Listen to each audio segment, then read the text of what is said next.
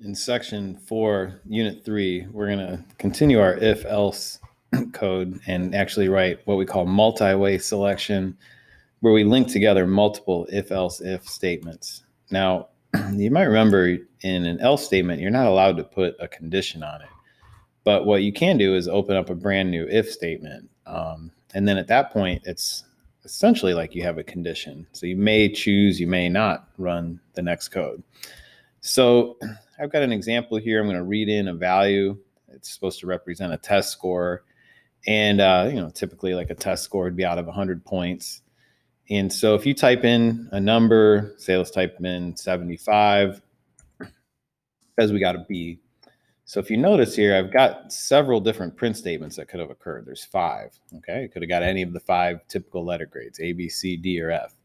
Yet we only had one thing print. So what happens in a multi-way selection like we see here with 75, that gave me a false Boolean condition. All right, so that meant that I wasn't allowed to run the print statement that led to an A.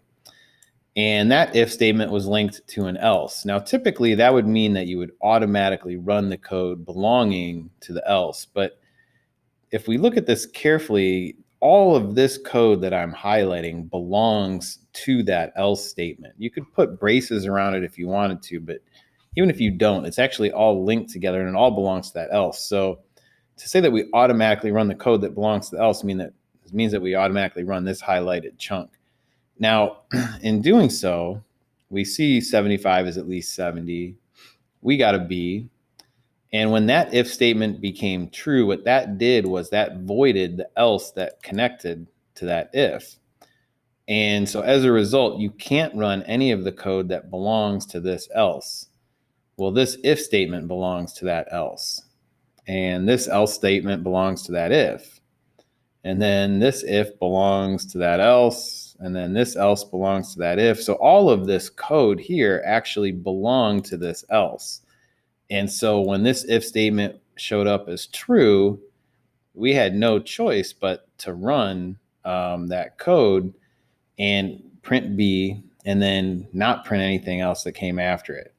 If I put in a score here like 45, okay, notice again, it only printed that we got a D. If we ran it again and we put in a score that was, say, under 40, it's going to only give us that we got an F, none of the other things run. And if we did put something in greater than or equal to 85, okay, let's go ahead and just type in 85.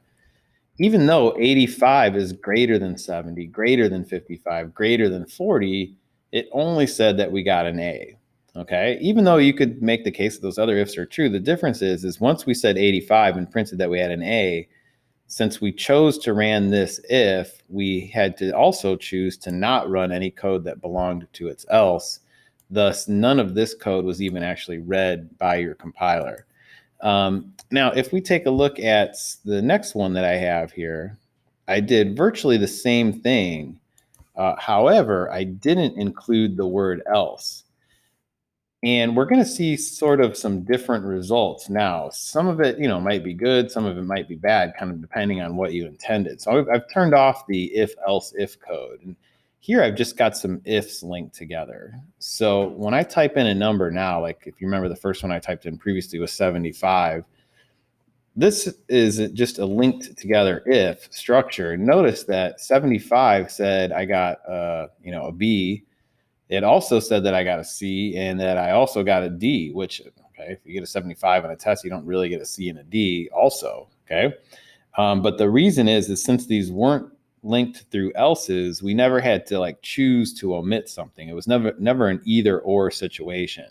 And every if that tested true ended up getting, displayed here with its print statement. Okay. And it said, what would happen with the above code if we were using, print statements from a void? What if we had used return statements instead?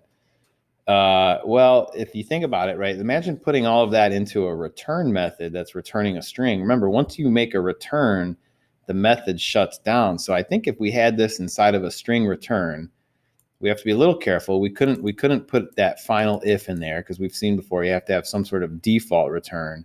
But then if you typed in 75 and you returned that you got a B, well, a return method can only return once. So I don't think it would actually go on to make the mistake of saying C or D. So it might be interesting. You could try writing some code like that if you're curious.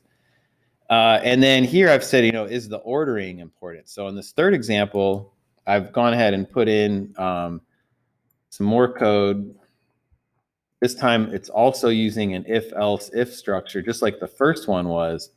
But I've started off by considering sort of the bad grades first.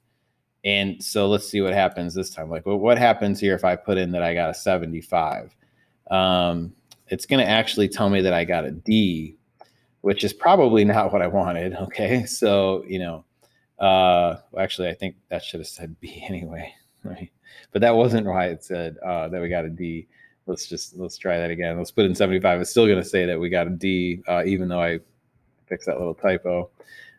So right here, once it saw 75 greater than 40, it said D.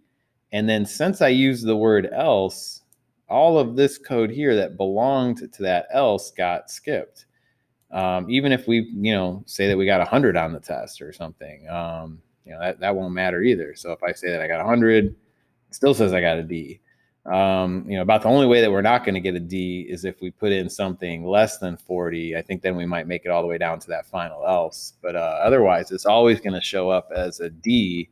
So we got to be careful with how we structure this, right?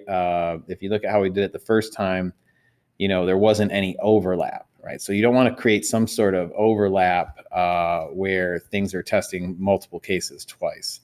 Here, 85 and 70 overlap. However, if you score above 85, you got the A, and then everything under that was voided. So we didn't get anything, going. So you got to be careful how you structure this. Again, any else that you write has to be linked directly to the end of the control of a previous if.